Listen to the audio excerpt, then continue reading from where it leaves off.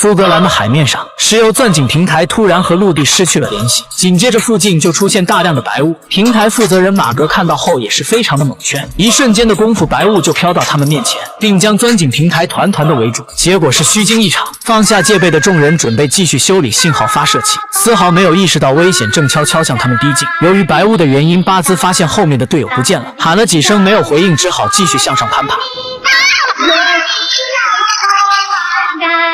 幸好安全绳足够牢固，否则它必成午餐的披萨。这时队友也从后赶来，他们不敢停息片刻，马上去检查通信设施。可巴兹去捡工具时却没注意到一旁的海鸥。与此同时，指挥室的罗斯也发现了异常，所有钻井平台与陆地的连接管道失去了压力，这也证明不止一架平台与陆地丧失了联系。就在罗斯要向马格时，维修信号塔的工作人员也发生了意外，坠落的巴兹没有立刻死去，但这也不代表他能健康的活着，因为平台上的医疗条件有限，如果没有直升机将他及时送去医院，变成披萨也就是迟早的事儿。然而就在大家要起锅烧油的时候，巴兹竟突然恢复了意识，充血的眼球里浮现出奇怪的画面，比如海底坍塌爆炸，钻井平台陷入危机。另一边，赫顿得知平台与陆地失联的消息，立刻把大家召集到甲板上，煽动大家向负责人马格施压。也就在此时，天上竟然下起了烟灰雨，众人顿时鸦雀无声。难道老天爷也需要祭拜祖先吗？刚从鬼门关回来的巴兹却悄悄站在大家身后。